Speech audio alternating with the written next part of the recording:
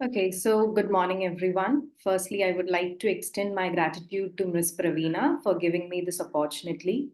Also, I would like to congratulate School Reformer for being such an innovative digital platform where scholars, educators, pan India can come share their insights and perspectives and contribute to already existing pool of knowledge. My name is Midhu Elizabeth George, and I'll be talking about exploring the art of storytelling and as an effective mode of communication in classroom interaction. Okay, so most of us have heard about Arabian Nights, also known as Thousand and One Nights. So it has got stories that most of us have read during our childhood. Two stories I can point out. First is Aladdin and his magical lamp, and then you have Ali Baba and 40 Thieves. So this Arabian Nights, it has got a fascinating history to it. So I'll narrate that story for you. So it talks about Scheherazade, a woman, a princess, and how she narrates story to her husband Shahyar. So Shahyar used to be a ruler, and his first wife, he witnesses that the infidelity of his first wife and gets her executed. And after that, he's so much traumatized that as an act of vengeance he would marry different women, and if he'll marry a woman one day, he'll get her executed the very next day. And this kept on happening for a really long time. So wazir, it was the responsibility of the wazir to provide women to him. And one day he couldn't find any other woman, so his own daughter, Scheherazade, volunteers to do this role, and she says that I'll be his wife. And what happens next is very interesting because Scheherazade, in order to escape her execution, she narrates stories to him. So she'll begin the story at night and would continue it till the next morning, and sometimes to the next day, to the next night. So the king was so curious and so much engrossed in these stories that he would postpone the execution, and this kept on happening for another 1001 days. So that's how the title comes in, 1001 nights. So for 1001 nights, Scheherazade was successful in postponing her execution. Now here what is interesting is that, first of all, okay, fine, Scheherazade was able to miss out or postpone her execution, but what she was actually doing was building a sort of connection, an emotional connection with the traumatized king. He was not in a mindset to recognize that he was doing something wrong. If she would have simply talked to him, he wouldn't have understood. But what she did was a slow process, building a connection in the form of narrating stories. And thereby, she was able to successfully instill in him his, bring back his emotional intelligence. So, okay, so this is the story. Now, how can we use stories in a classroom setup? Now, in a classroom setup, who is the main character? Obviously, the main character would be the teacher who is going to narrate everything. Now, in a classroom setup, either it can be a monologue session or it can be dialogue. Now, when you go on a monologue mode, that is, the teacher speaks and the students are merely listening, they are only becoming passive listeners. So, what is one method of making them actively participate in interaction? One way of doing it is through stories. That is, of course, not every one of us are storytellers, but we shouldn't forget that we all have stories to tell. So, in a classroom setup, maybe some children are too shy to open up, they don't feel important. So, one way of opening things for them is through stories. So if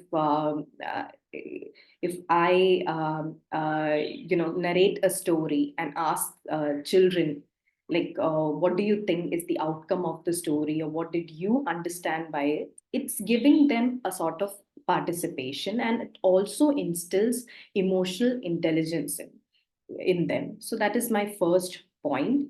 Now, secondly, storytelling can also rekindle imagination. Now, how can you do that with storytelling? One, I'll narrate another story. So, most of us have heard about The Lady and the Tiger by Frank R. Stockton. Now, if you know the story, you know that it's an open ended story. Okay, so for you, most of you, some of you who don't know the story, I'll tell the story.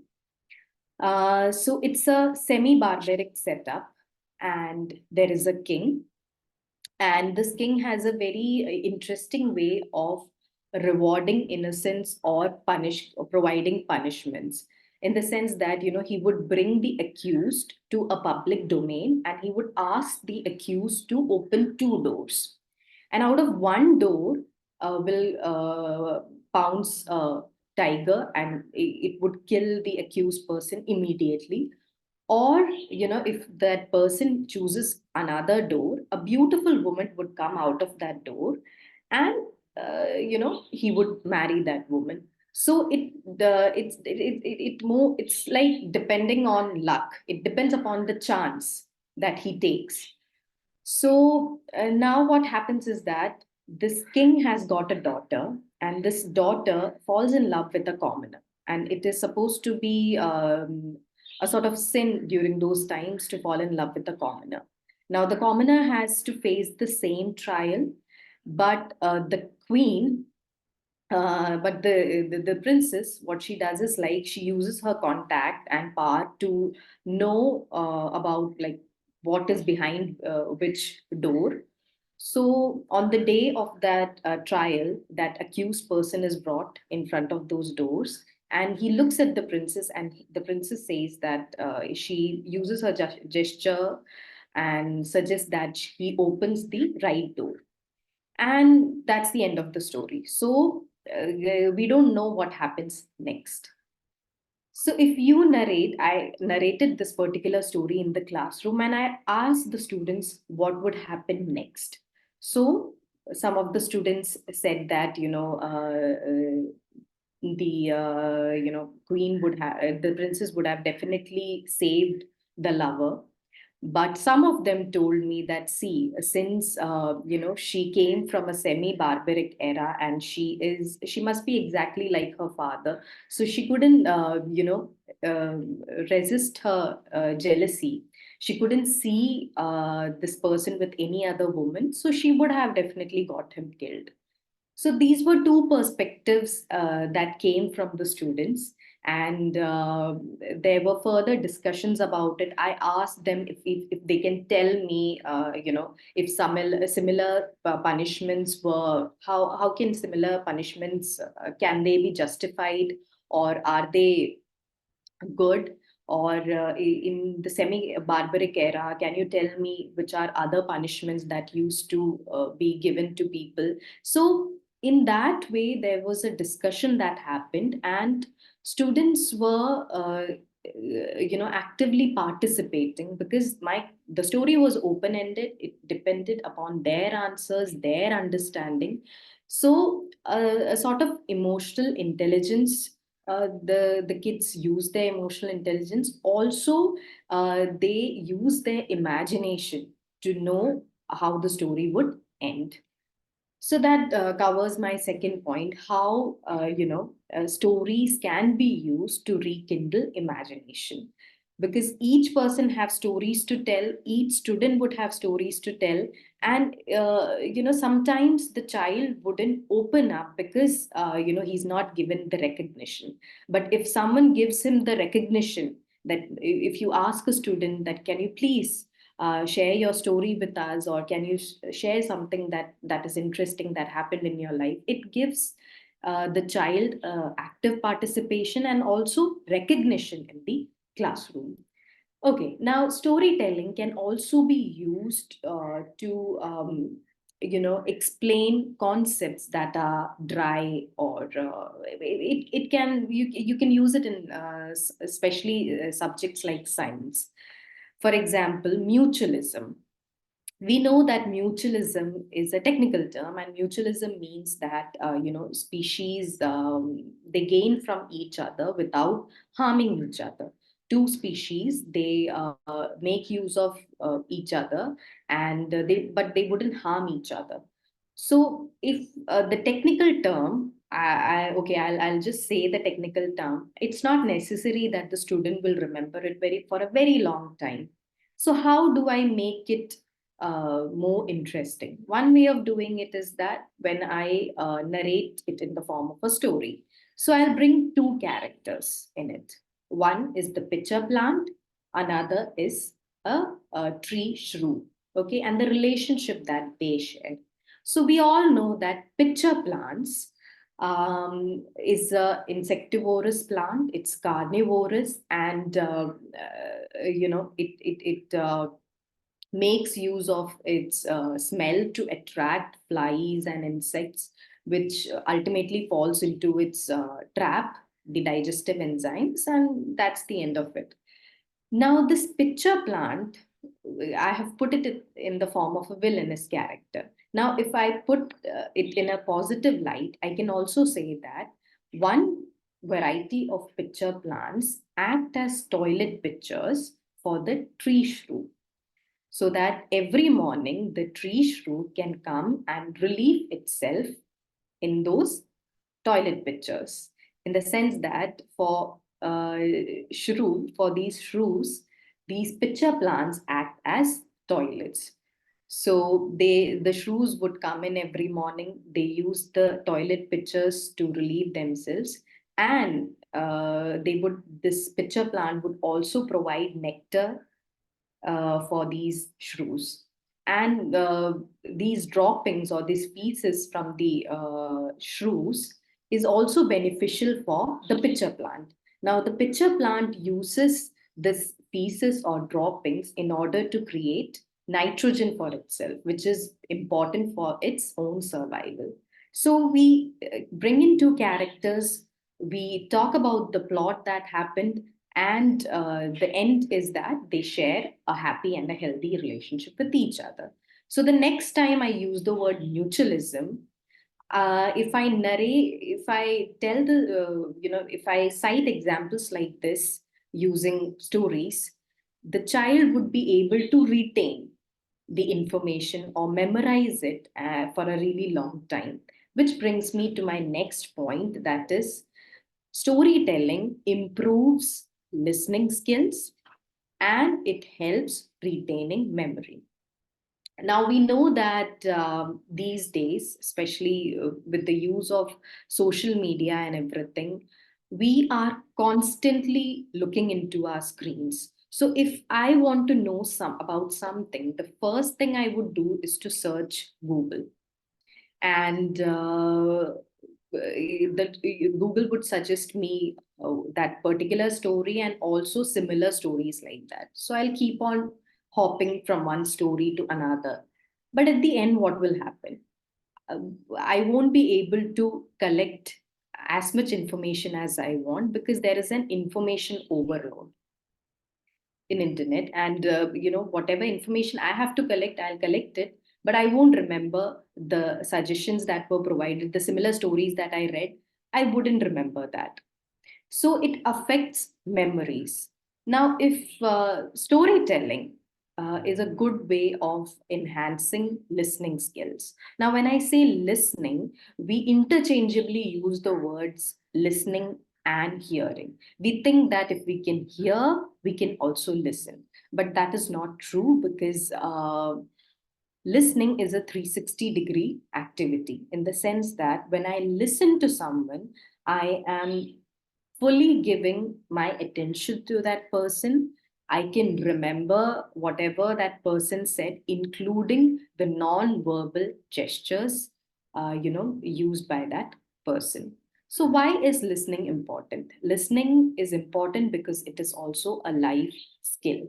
If we don't listen, we cannot retain and we cannot respond properly. So, it affects communication in a longer term.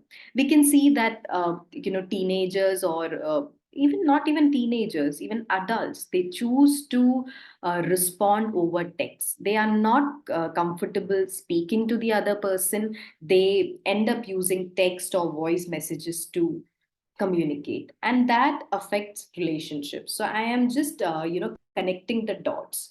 So coming back to the initial point, that is, it enhances listening skills. So when in a classroom I am narrating stories, so, children, this thing is something that I used to do when I used to teach in college. I would have 35 minutes of class, and out of that 35 minutes, I'll only teach for say 15 to 20 minutes.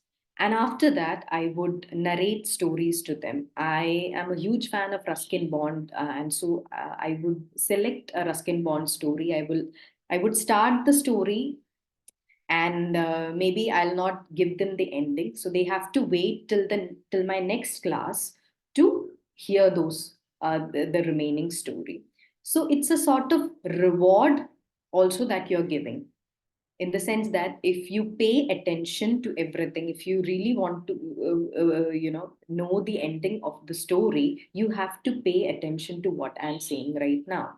And kids, most of them love stories. It helps them, they are very interesting, they are very interested to know what happens next, so they'll listen, they are more attentive, and also they understand the importance of living in the present time, in the sense that if the classes are not interesting, or if the teacher doesn't build communication, or doesn't build a close bond with the students are quite lost. They will start thinking about some other random things, and they look very uninterested. But one way of capturing the interest is through stories. When you narrate the stories, the child is excited to listen to the stories, and the child wants to know what happens next. This way, the listening activity happens, and at the same time, the child is able to use his memory. He is able to retain what he has heard. So at the end of the class, I would ask, who were the main characters? What was the one thing that you liked? And I would, actively ask everyone to participate, and mostly children participate. See, we understand that pedagogy, when you apply a certain thing, or you want to use a certain strategy, it is not applicable to every single child. Now, not every single child would be interested in the stories, but this is one method. These are my subjective perspectives, or I can say that these are a collection of anecdotes that I'm sharing with you, very personal experiences that I have done in my classrooms and I have got result with. Also, I used to teach in when back in college, where I used to teach in for general for science students. So for them, it was a sort of liberation. General English classes were sort of liberation for them. So they used to wait for the general English classes, because that was one time where they could bring out their creativity, or they were given a chance to speak their mind. So, as language students, as language teachers, especially, if you can take out some time for children to narrate stories with them, or to build close bonds with them, you will see wonders, because you will see the even the least interested student, or the unmotivated ones, are like very much participating, and they are they feel welcomed in the classrooms, and they feel like narrating or owning their own stories. So these are some of the observations that I have made. And so mm, with my own son, my son is right now 1.5 year old. I introduced books to him when he was 1 year, 3 months. And I can already see the difference because when I introduced the books to him, I started showing him pictures. I would read to him stories of elephants or ducklings and everything. And these are picture books that I used for him. And so, what happened after 3 months of continuous reading is that, he pays attention to what I'm speaking. He takes out time, he picks up books, and he comes to me and he asks me to read.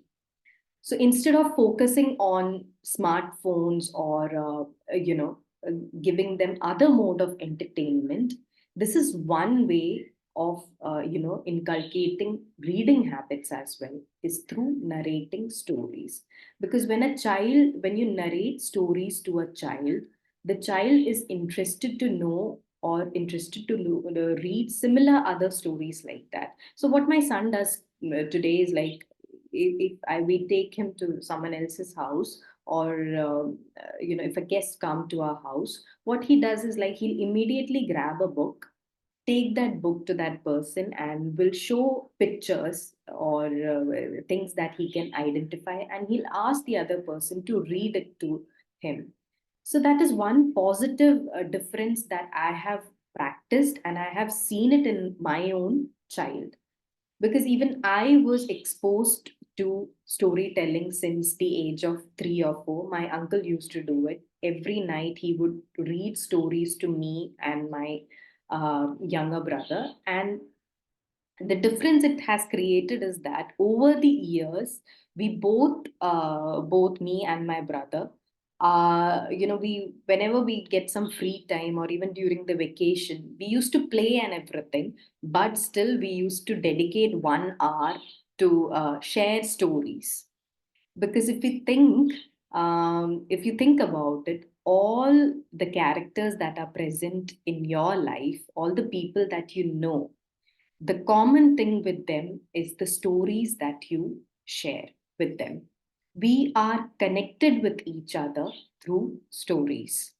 And if you look at our own lives, we are the main characters and we live stories each day. Some days it's comedy, some days it's tragedy or romantic comedy. So every day it happens. And in English, we have a literary theory which is known as structuralism. It also points out that structures remain the same everywhere, and the elements keep on changing. So stories all across the world have same structures. Fine, but the only difference is the elements. According to the country or according to the region, the elements keep on changing. But the intensity of those stories, the message that it gives, or the outcome of those stories are very much similar all across the world. So I believe it is very much beneficial, especially for younger children and for teenagers. Why younger children? Because they get distracted very easily. The attention span is, we can say, it's almost negligible. So one way of improving their attention span is through the art of storytelling. And when I say storytelling, it's not just about the words. You can simply say narrate stories with a straight face, or you can use gestures. Because let me remind you, among the elements of stories, important, towards the end, we know that it's the tone and style also that makes the story very much interesting. Of course, you have characters, you have setting, you have plot, but the way you narrate it using gestures or the tone or style is very much important. And when you do it with younger children, they find it fascinating and they would listen to you, which improves their listening skills and helps retain memory. Why is it beneficial for a teenager? Because Sorry to interrupt you, ma'am. Because of the time constraint, I think we should take the question answers now. Yeah, Okay. sure. I would like just one more point to Sure, say. sure. Okay, fine. So, my last point now, why is it beneficial for teenagers? Because we know that most of them are exposed to their smartphones and their attention span is as less as 1 minute, in the sense that if within 1 minute they don't find anything fascinating, they'll hop on to something else. So why is it dangerous? Because they are not paying attention. They're just simply hopping like, oh, let's just like monkeys, how monkeys hop from one branch to another. So one way of retaining such a thing would be through narrating stories. If you can narrate stories, ask them to narrate their own stories, share their own experiences. It builds a connection, close connection between the teacher and the student. Also, it gives them voice, or gives them the power to narrate or to own their own stories. Okay, Pravina. So thank you, Miss Midhu. Wonderfully explained. I wish I'm your student. I'm born in this Thank you. generation. So I wish I had a math teacher like who, Uh, use the principles to be taught in the form of Most of storytelling. my students, Pravina, they are all married now. They have kids, and it's been 8, 9 years since I've taught them. But still, they share really close connection with me, and I think it's because I gave them my time, and I put a little more effort through narrating stories or listening to their stories. So even now, if they face something or if they want some sort of advice, they come to me, and they share with me things like they do with their friends. So we should also understand that the dynamics of a teacher student relationship has changed now. It is not that traditional setup that the teacher would sit on a pedestal and the student would be looking at the godlike figure. Right now, if you want to create or a bond with the students, you have to come to their level, and be a little more empathetic towards their needs. All Okay. right. They're the lucky ones, and they're blessed to have you as a teacher. So, since I don't see any participants, whatever I have prepared, to ask you, I'll ask you if you can answer them in brief, please. Most of the 90%, everything is covered actually. Still. So, you introduced us to storytelling techniques, Miss Madhu.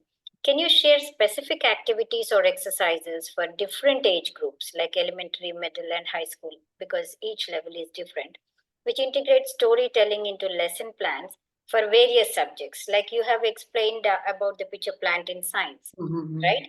Yes. Similarly, for Mm. language arts or Mm. history or any different subjects, Mm. can you tell us some techniques?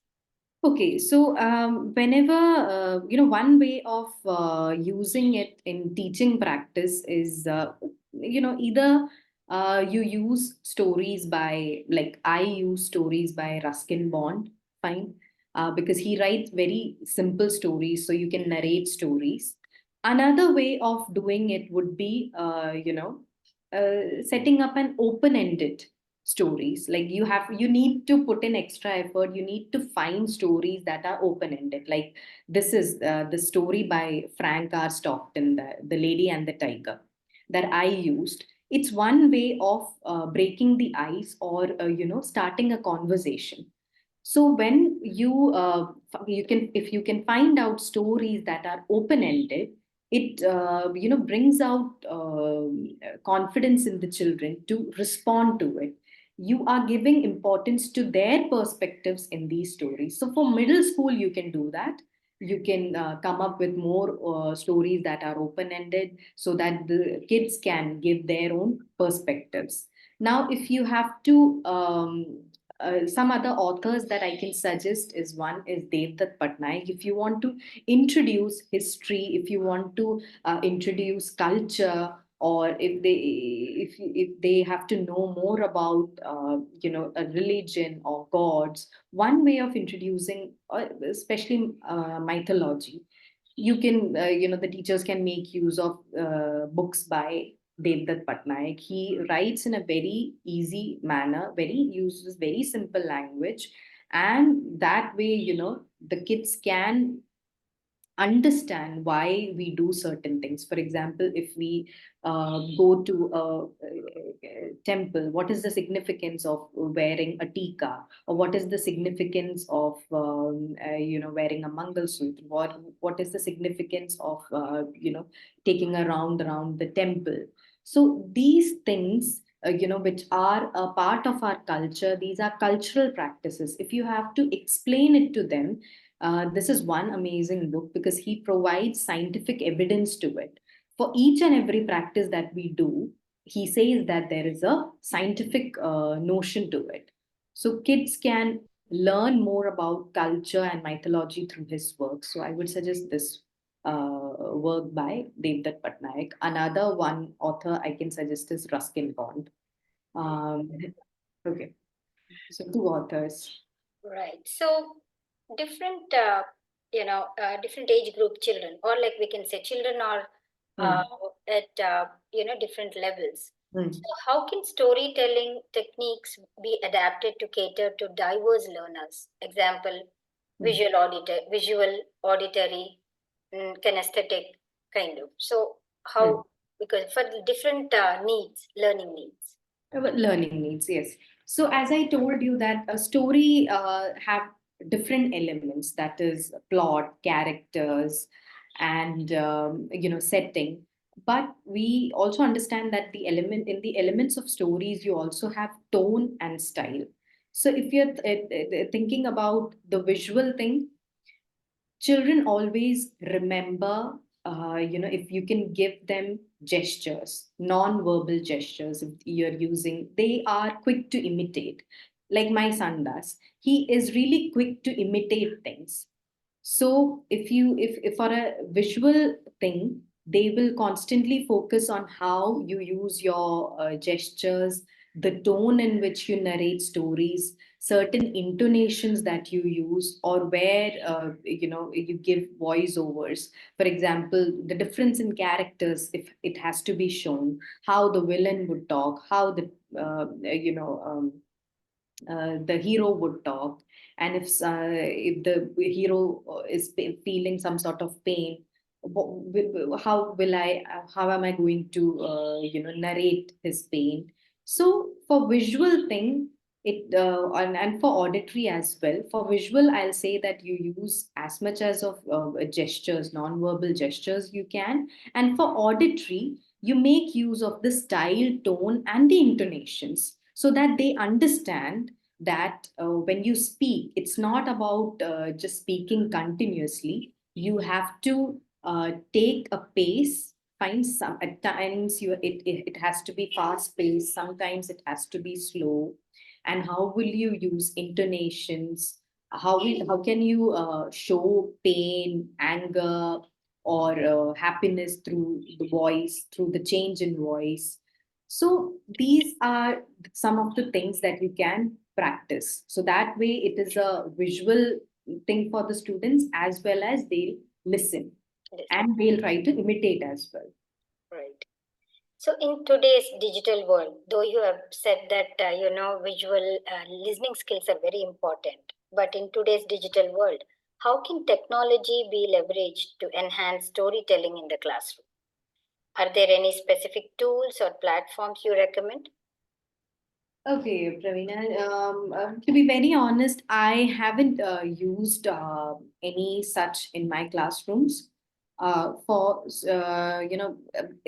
also because I have taught college level students Right. more than school level. But one thing for college, I can suggest podcast. Listening to podcast. You have amazing authors, and you have entrepreneurs. You have uh, people all across the world giving talking about their perspectives and insights through podcasts. So podcasts can be one way of making children listen. For example, if they like some a particular author and they come to know that that author is giving a podcast, so they will spend their time to listen to that. So I'm not saying that, digital, in this digital world, digital platform cannot be used. Definitely it can be used to narrate stories. But what I also believe is that it should be like, out of 100, in 70% it should be done manually, like I am doing. Personal touch carries Exactly. You more have value. to add that personal touch, and 30% of it should be digital. So, one way of doing it is podcast. But since I have not used any other method, so I'm not in a position to suggest anything else. One thing that I have used is podcast, and that will be for, if in school you have to apply, that will be for high school students, like kids who are in 10th, 11th, 12th. They can hear podcasts because their attention span is a little more better than the younger students, so they can listen and they can get inspired through the stories. Otherwise, for kids, I'm not very familiar, because I think even for my son, I do the same thing. I can use digital means for my son as well, because it's very easy. It will get very So easy for many me. educational apps are there. Yes, So very quite apps are there. But one thing I have seen is that there is no personal touch. And I don't think so. My son retains anything that he watches. It's not that, we don't give him screen time at all, because it is not possible. So even for a diaper change or something like that, we'll just give him for 5 minutes. So for uh, out of 24 hours, he'll only watch it for 10 minutes or 5 minutes. But I don't think so he can hardly retain anything that he sees. Even if I continuously give him, or if I give him for 6 hours, 7 hours also, he will not remember anything until and unless I put an effort and teach him things, right, or narrate something to him, because he imitates everything. right. And So yeah, I'm doing it. right. So you, as you mentioned, that not everybody is very comfortable with storytelling. It's Mm. it's a skill. Mm. For me, it's a skill. So Mm. some teachers might worry storytelling disrupts classroom flow. So can you Mm. share tips on maintaining a controlled and engaging environment while incorporating storytelling? Yes, that is one of the disadvantage of storytelling method, is that not everyone are storytellers, not everyone is comfortable doing that. But we should also understand that even though we are not great, not all of us are great storytellers, but we do have stories to tell, and we can listen to stories. So we just have to focus on building a bond, building a connection. So you teachers don't have to worry about acquiring that skill of being a great storyteller or anything that like that. They can simply talk about their experiences, and they can you know promote the children to do the same. And it can get really disturbing or messy at times, because kids get really excited, and they don't know how to control their excitement. So one way of doing it is, towards the end you have to do it, like you will take the classes, and so the kids know that towards the end it's time for the stories. So they'll wait for that moment. Now before you start the stories, you ask them to how much they remember the class that you just took. So they are going to talk about whatever they remember from that, and then you slowly to move towards the story, and ask them to be, see, if they get overexcited or they start getting hyper about it, one easy way is to scold them.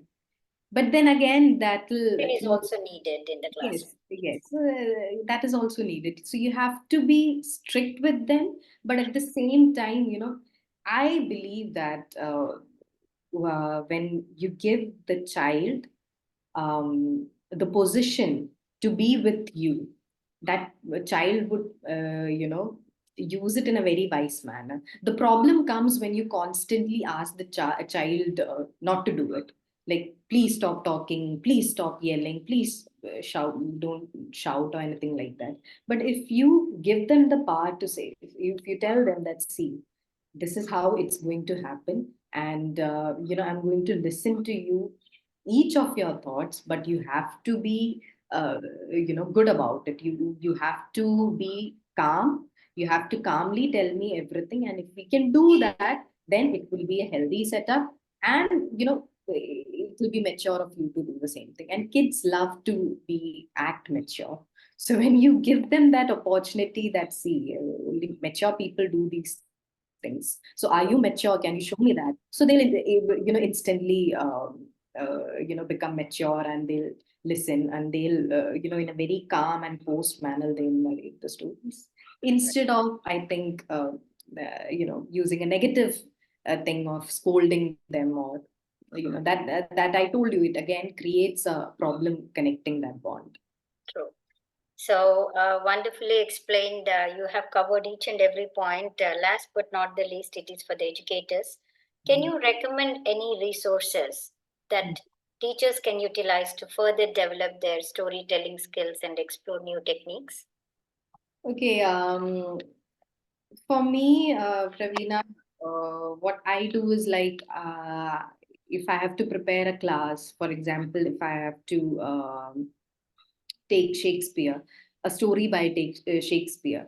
So what I do is that I give them history of the era that Shakespeare lived in, and how he wrote the story, or if there is any backstory to that story, I do that. So mostly I do a manual kind of a thing, instead of relying on any technology or anything like that. Of course, I'm relying on the internet to do that, but that is it.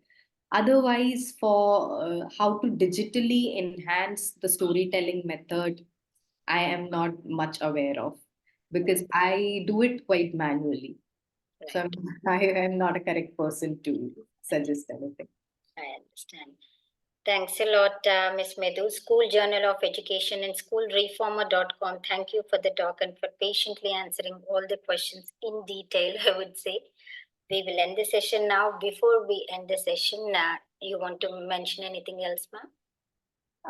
No, nothing much. Thank you again, Pravina, for giving me this opportunity. I had a lovely time talking and sharing my insights, and I really hope that it benefits at least some of the educators who would like to use this kind of method in their classrooms. And I believe that it will be truly fruitful if they do that. Thank you. Thank you. Have a great day. I'll end the session now. Thank you.